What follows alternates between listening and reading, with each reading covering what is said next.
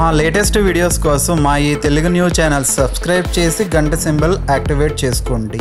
రేపు శనివారం అనురాధ నక్షత్రంతో కలిసి వచ్చిన అద్భుతమైన రోజు కనుక ఈ రోజు గుర్తుపెట్టుకొని ఈ ఆకు మీద దీపం పెడితే చాలు శని దోషాలు కష్టాలు పోతాయి. శనీశ్వరుడే ఐశ్వర్యాన్ని ఇస్తాడు. ధనం మిమ్మల్ని వెతుక్కుంటూ వస్తుందని పెద్దలు చెప్తూ ఉన్నారు. శనివారము అనురాధ నక్షత్రం కలిసి రావటం చాలా విశేషం. ఎందుకంటే శనివారం అంటే శనీశ్వరుడికి ఇష్టమైన రోజు. అనురాధ నక్షత్రం కూడా శనీశ్వరుడికి ఇష్టమైన నక్షత్రము. శనివారము అనురాధ నక్షత్రం కలిసి వచ్చిన రోజంటే శనీశ్వరుడికి చాలా ఇష్టమని శాస్త్రాలు చెప్తూ ఉన్నాయి. కనుక ఈరోజు ఒక ప్రత్యేకమైన ఆకు మీద దీపం పెడితే చాలు శని దోషాలు కష్టాలు పోయి సకల ఐశ్వర్యాలు సిద్ధిస్తాయని శాస్త్ర పండితులు చెప్తూ ఉన్నారు. మరి ఇంతకీ శనివారం అనురాధ నక్షత్రం కలిసి వచ్చిన రోజు ఏ ఆకు మీద దీపం పెట్టాలి అనే విషయాన్ని ఇప్పుడు మనం ఈ వీడియోలో వివరంగా తెలుసుకుందాము. అంతకన్నా ముందు శనిదేవుడు ఎంత శక్తివంతుడో తెలిపే పురాణ కథను విందాం. శనిదేవుడు సాధారణ మానవులనే కాదు దేవతలను కూడా పట్టి పీడిస్తాడు. రామాయణంలో రావణాసురుడు ఎందుకు నాశనమయ్యాడు, ఆయన వంశం ఎందుకు క్షీణించింది అని అడిగితే అందరూ రావణుడు సీతాదేవిని అపహరించాడు, దానివలనే రాముడి చేతిలో అతని కథ ముగిసిందని చెప్తారు. కానీ అసలు కారణం అది కాదు. రావణాసురుడు నాశనం అవటం వెనుక ఒక రహస్యం ఉంది. రావణాసురుడు సామాన్యుడు కాదు. 10 తలలతో 20 చేతులతో స్వర్ణ లంకను పరిపాలించాడు. 4 లక్షల విధులతో 9 కోట్ల శివుడి దేవస్థానాలతో అష్టదిక్పాలకులను శాసించాడు. అంతేకాదు ఆయన అన్ని వేదాలను చదివాడు. రావణాసురుడు అన్ని శాస్త్రాలు తెలిసినవాడు. 64 విద్యలలో ప్రావీణ్యం కలిగినవాడు. నవగ్రహాలను 9 మెట్లుగా చేసుకుని తొక్కినవాడు రావణ బ్రహ్మ. ఒకరోజు రావణాసురుడు సింహాసనం మీద కూర్చొని ఉంటే 2 రాక్షసులు వచ్చి స్వామి రావణ బ్రహ్మ, వీడు నా భార్యను తీసుకుని వెళ్ళిపోయాడు. అన్యాయంగా నా భార్యను చెడపట్టాడు. మీరే తీర్పు చెప్పండి అంటాడు. అప్పుడు రావణాసురుడు కోపంతో ఓరి దుష్టుడా, పరాయి స్త్రీ తల్లి వంటిది వేరే వారి భార్యను నీవెందుకు అపహరించావు, అది అన్యాయం, ఇది అధర్మం అని చెప్పి వెంటనే వీడిని ఉరి తీయండి అని శిక్ష విధిస్తాడు. ఆ తర్వాత కాసేపటికి నారదుడు రావణుడి దగ్గరికి వస్తాడు. రావణాసురుడు సింహాసనం మీద కూర్చుని ఉంటాడు. నవగ్రహాలను బోర్లా పెట్టి వారి వీపులను తొక్కుతూ ఉన్నాడు. ఆ నవగ్రహ దేవతల వద్దకు వచ్చే నారదుడు, ఏంటి నవగ్రహ దేవతలారా, మీ దృష్టి పడితే ప్రపంచమే తారుమారు అవుతుంది. కానీ నేడు ఈ రావణాసురుడి కాళ్ళ కింద నలిగిపోతున్నారే అని అంటాడు. దానికి శనీశ్వరుడు ఇలా అంటాడు, నారద, మా వీపు మీద కాళ్ళు పెట్టి తొక్కటం కాదు, ఒక్కసారి మమ్మల్ని బోర్లా పడుకోబెట్టకుండా తిప్పి చూడమను, అప్పుడు మా ప్రతాపం చూపిస్తామని అంటాడు. వెంటనే నారదుడు రావణాసురుడికి ఈ విషయాన్ని చెప్తాడు. రావణాసుర, ఇది విను. నీవు ఇంత పరాక్రమవంతుడివి, నవగ్రహాలను వీపుల మీద ఎందుకు తొక్కుతున్నావు? వాళ్ళ హృదయాల మీద కాళ్ళు పెట్టి తొక్కవచ్చు కదా, అప్పుడే నీ విలువ పెరుగుతుంది. ఎందుకంటే ఇది దొంగ దెబ్బతీసినట్టు అవుతుంది. గ్రహాలకు భయపడి నువ్వు వారిని బోర్లా పెట్టావు అని చాలామంది అనుకుంటున్నారు. దేవతలు కూడా అదే అనుకుంటూ ఉన్నారు అని అనగానే రావణాసురుడు ఇలా అంటాడు, నారద, నాకు ఎదురే లేదు. ఓ నవగ్రహ దేవతలారా, నా వైపు తిరగండి అని అంటాడు. వెంటనే నవగ్రహ దేవతలు తిరుగుతారు. ఆ వెంటనే వారి హృదయాలపై కాలు పెడుతూ వస్తాడు రావణాసురుడు. సూర్యుడు, చంద్రుడు, అంగారకుడు, బుధుడు, బృహస్పతి, శుక్రుడు ఇలా అందరి హృదయాల మీద కాళ్ళు పెట్టి వస్తాడు. కానీ శని గ్రహం మీద కాళ్ళు పెట్టడానికి రాగానే శని దృష్టి రావణుడి మీద పడుతుంది. అంతలోనే శూర్పణఖ రావణుడి దగ్గరికి వచ్చి అన్నా అని ఏడుస్తుంది. రావణుడు ఏమయ్యింది శూర్పణఖ అని అడిగితే, అరణ్యంలో రామలక్ష్మణులు ఉన్నారు. నా ముక్కు చెవులు లక్ష్మణుడు కోసి చేతిలో పెట్టాడు. రాముడి భార్య సీత చాలా అందంగా ఉంటుంది. అటువంటి అందమైన స్త్రీ నీకు భార్యగా ఉంటే బాగుంటుంది అని శూర్పణఖ అంటుంది. శని దృష్టి సోకటం వలన రావణాసురుడి బుద్ధి వక్రించి సీతాదేవిని అపహరిస్తాడు.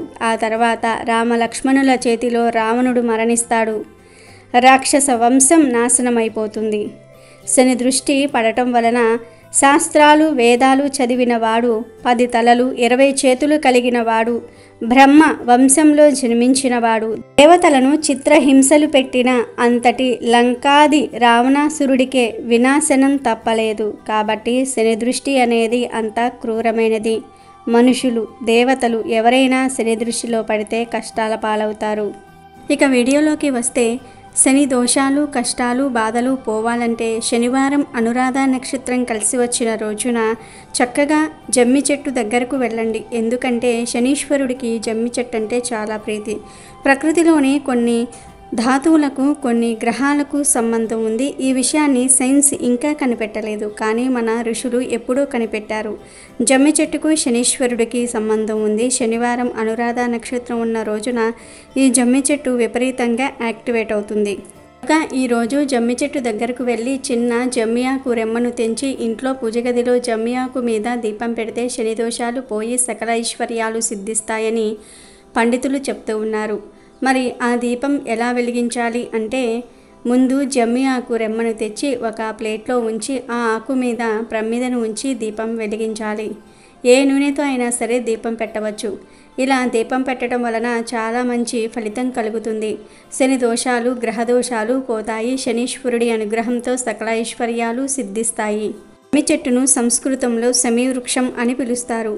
సముద్రాన్ని చిలికినప్పుడు దేవతా వృక్షాలు ఉద్భవించాయి.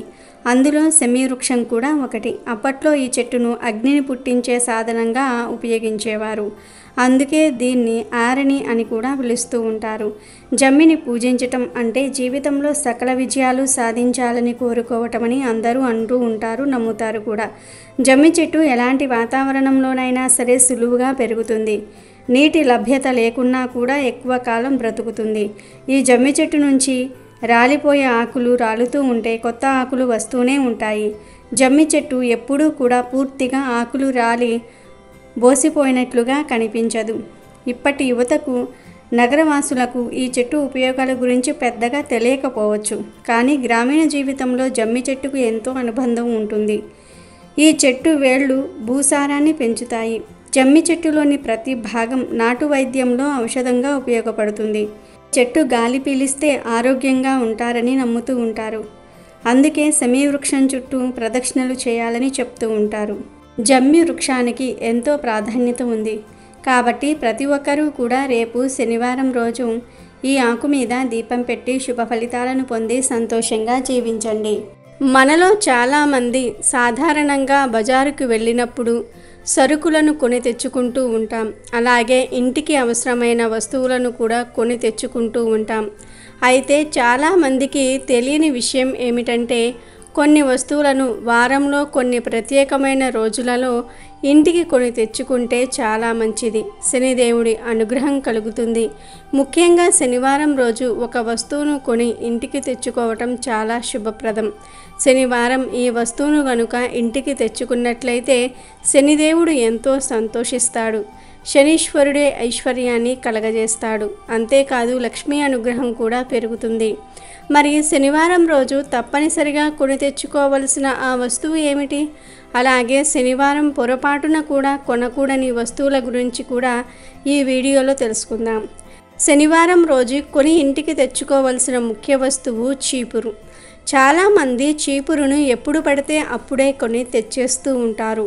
కానీ చీపురును శనివారం కొని ఇంటికి తెచ్చుకుంటే అది ఐశ్వర్య వృద్ధికి కారణమవుతుందని పండితులు అంటూ ఉన్నారు. చీపురు అనేది లక్ష్మీ సమానమైనది. ఎందుకంటే మనకు శుభ్రతను ప్రసాదించే ఆయుధం చీపురు. మన చుట్టూ ఉన్న ప్రదేశాన్ని శుభ్రం చేసేది, ఆరోగ్యకరమైన పరిసరాలను ఇచ్చేది చీపురు. కాబట్టి చీపురు లక్ష్మీదేవితో సమానం. అలాంటి చీపురును చాలామంది ఎక్కడ పడితే అక్కడ పడేస్తూ ఉంటారు. ఎప్పుడు గుర్తొస్తే అప్పుడు కొనేస్తూ ఉంటారు. కానీ అది కరెక్ట్ కాదు. ఈ పొరపాట్లు చేయటం వలన కూడా ఇంట్లో ధనం ఖర్చయిపోతూ ఉంటుంది.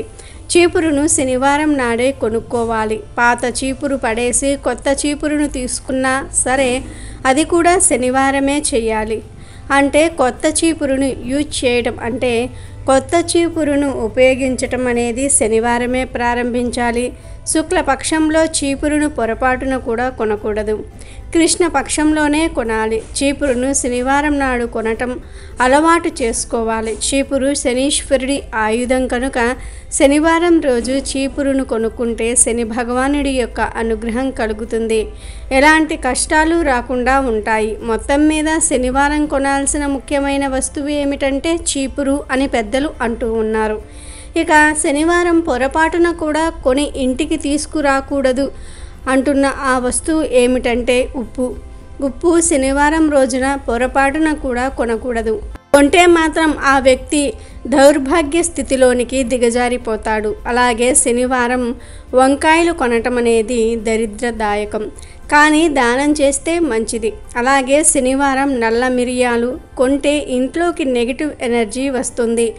నల్ల నువ్వులు కొనటం వలన కూడా పనులు సజావుగా సాగవు, ఆటంకాలు ఏర్పడతాయి. శనివారం నల్ల దుస్తులు లేదా నల్ల చెప్పులు కొనకూడదు. ఇనుము వస్తువులు, మోటార్ సైకిళ్ళు, కారు లాంటి వస్తువులు కూడా శనివారం కొనకూడదు. శనివారం కొనే ఆవాలు కూడా దరిద్రాన్ని మోసుకుని వస్తాయి. శనివారం ఆవాలను కొని ఇంటికి తీసుకురాకూడదు. కాబట్టి మీరు కూడా శనివారం ఏ వస్తువులను కొనాలి, ఏ వస్తువులను కొనకూడదో తెలుసుకొని జాగ్రత్త పడండి. అమెజాన్లో బెస్ట్ డిస్కౌంట్స్ కోసం వీడియో డిస్క్రిప్షన్లో లింకు ఉంది, చూడండి. అలాగే మా టెలిగ్రామ్ ఛానల్ సబ్స్క్రైబ్ చేసుకోండి.